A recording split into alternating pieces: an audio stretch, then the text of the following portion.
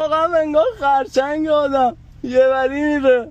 پشمام مگه داری؟ عامر ایوی بالاخره پاش به ایران باز شد. این برند خفن آمریکایی که تخصص داشت در طراحی و عرضه خودروهای نظامی، بعد از 10 سال که حضور نداشت تو بازار، اومد با ساخت این هیولای تمام برقی فوق‌العاده. نمای پشتیش رو میبینید که چقدر خفنه.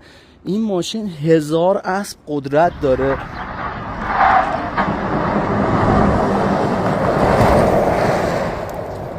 همه جای این ماشین المان‌های طراحی شبیه ماشین‌های نظامی. دستگیره‌هاشو ببینید یا ورودی‌های تهویه رو ببینید چقدر خفنه. فرمون بسیار جذاب. 2 تا مانیتور داره.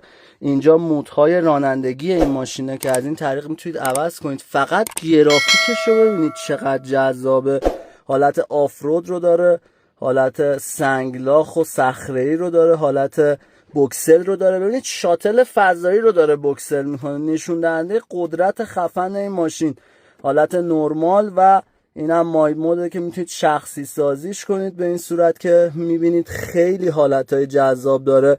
این مودهای آفرودیش نمودار جی فورس داره و قطب نما و اینا. واقعا انگار از آینده اومده این ماشین، انقدر امکانات خفن داره.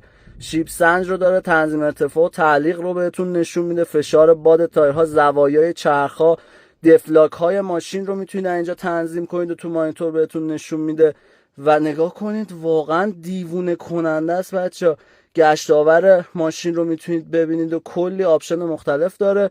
دوربین های خودرو که تمام زوایا رو بهتون نشون میده. از همه جا میتونید ماشین رو تحت کنترل داشته باشید که اینم واقعا در نوع خودش خیلی خفنه. ببینید دوربینی که زیر ماشین رو نشون میده، برای عبور از موانع و اینا میتونید ازش استفاده کنید. و این قسمت هم هوم ماشین هستش، دست‌دنده بسیار جذاب، شارژر وایرلس داره. و این دکمه رو به مدت 6 ثانیه که نگه دارید، خدای من، میره روی کراب مود یا همون حالت خرچنگیش.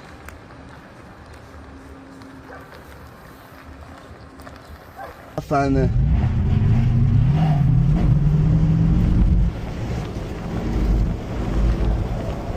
خدایا 80 تا تو این سربالایی مگه داریم آخه.